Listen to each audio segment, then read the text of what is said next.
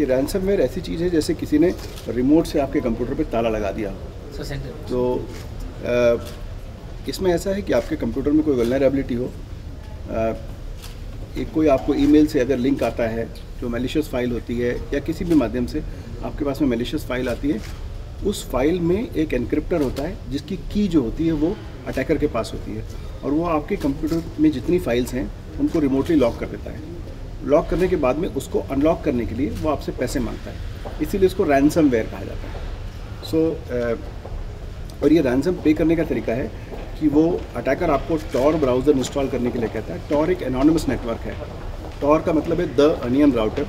The onion router एक ऐसा peer to peer network है जिसमें आप पता नहीं कर सकते कि उसका एग्जिट नोड कहाँ है और जो इसके पीछे जो व्यक्ति बैठा है वो कहाँ है। सिमिलरली एक क्रिप्टो करेंसी होती है बिटकॉइन।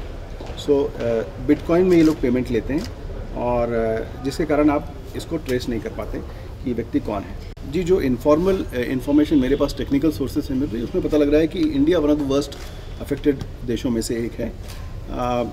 इसमें जो विंडोज़ ऑपरेटिंग सिस्टम के अलग अलग वर्जन्स हैं, चाहे वो विंडोज़ 7 हो, उसके पहले का XP हो, या अभी 8, 8.1 से लेके अब 10 तक जो भी अनपैच्ड विंडोज़ सिस्टम है, ये सारे इससे अफेक्टेड हो सकते हैं पोटेंशियली, और इसीलिए इसका स्प्रेड बहुत ज़्यादा हुआ है। दूसरी बात ऐसा है कि इसके पहले के जो रैंसमवेयर थे वो आप कहिए कि आप कम चांस था आपके अफेक्ट होने का।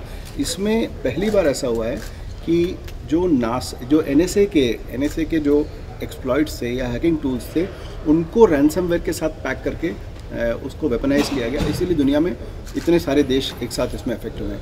मेरे ख्याल से आज तक का इतिहास का शायद ये सबसे बड़ा आप कहें तो साइबर अटैक है। सर्ट इंडिया ने इस बारे में डिटेल एडवाइजरीज जारी की हैं। सिमिलरली महाराष्ट्र IT डिपार्टमेंट ने इस बारे में एडवाइजरी जारी की है। महाराष्ट्र साइबर ने एडवाइजरी जारी की है जिसमें बताया कि अगर आपका सिस्टम पैच नहीं तो आप पैच कर लें, और अगर आप अनपैच्ड हैं और अगर आप अफेक्ट हो चुके हैं, अगर आपके पास बैकअप है तो आप जो कंप्यूटर को फॉर्मेट करके अपना बैकअप से डेटा रिस्टोर कर लें, और अगर नहीं है तो क्या क्या स्टेप्स हैं आपके लिए। मतलब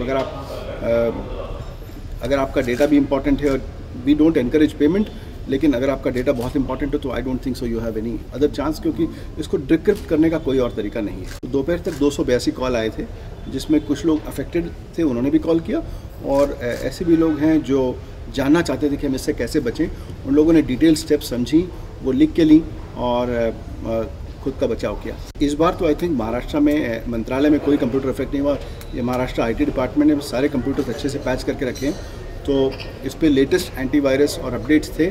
सो महाराष्ट्र में एटलीस्ट गवर्नमेंट का जो मेन इंस्टॉलेशन है वहाँ पर तो मुझे रिपोर्ट नहीं है, और मेरी जानकारी में मंत्रालय में कोई भी कंप्यूटर में रैंसमवेयर नहीं लगा। नहीं, ये वेबसाइट का अटैक नहीं है। ये जो अटैक है ये बेसिकली आपके कंप्यूटर रिसोर्स पर अटैक है, कि आपका कोई भी कंप्यूटर होगा, चाहे वो सर्वर हो या आपका स्टैंड अलोन कंप्यूटर हो, अगर वो अनपैच्ड है so there is a possibility कि वो अफेक्ट हो सकता है।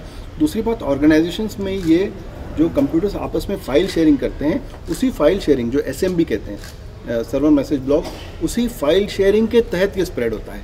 सो अगर आपके कंप्यूटर्स ऑफिस में कनेक्टेड हैं, आपने अगर पहला आपके इस पर रैंसमवेयर का मैसेज आता है तो आप इमीडिएटली अपने कंप्यूटर को डिस्कनेक्ट कर डालें।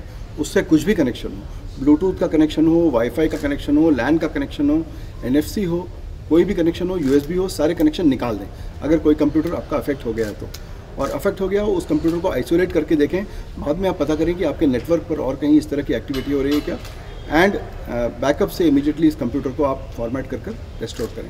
नहीं, मुझे लगता है RBI ने इस बारे में डिटेल गाइडलाइन जारी की है कि जो भी ATMs हैं इनको अपग्रेड किया जाए और पैच कर लिया जाए। ये छोटा सा अराउंड 37 MB का पैच है, और इसको सेंट्रलाइज रोल आउट करके पैच किया जा रहा है, क्योंकि एक बार मुझे लगता है अगर एनक्रिप्ट हो गया तब प्रॉब्लम होगा, ज़्यादा समय लगेगा।